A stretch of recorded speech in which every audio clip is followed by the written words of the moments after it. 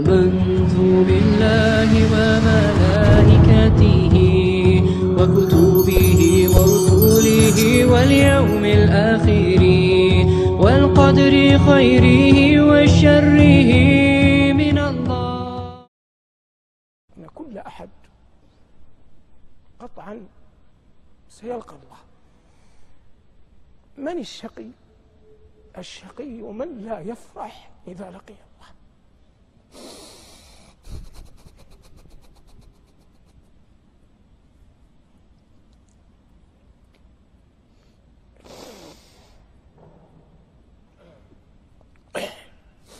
قد تحقق أمرا يعجبك يحسنك فتأتي به إلى مثلا أبيك، ربما بقدر الله أبوك لا يفرح بهذا الشيء.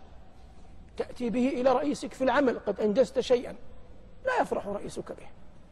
تأتي به إلى ولي أمرك لم يقابلك فيه بما تؤمل.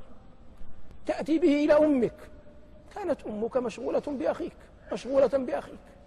تأتي به إلى أي أحد تحبه أو تجله، فلا تجد عنده فرحة كنت تتمناها. فكونك لم تحصل على الفرحة عنده شرعا لا يضيرك، لا يضرك، لا ينقص من قدرك البتة. لكن من الشقي؟ من يلقى أرحم الراحمين ولا يجد عنده الفرحة. من يلقى أرحم الراحمين ولا يجد عنده الفرحة. كيف يستطيع المسلم أن ينال الفرحة إذا لقي الله؟ يدخر له سرائر أعمال يجعلها في غالب ظنه ذخرا يوم لقى الله جل وعلا. والله إنك لن تلقى أحدا أرحم بك من الله، فإن لم يرحمك الله فلن يرحمك أحد.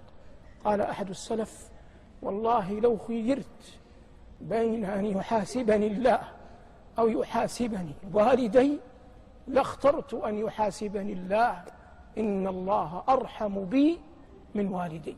اللهم إنا نسألك رحمتك في الدنيا والآخرة. صلى الله على محمد وآله والحمد لله رب العالمين.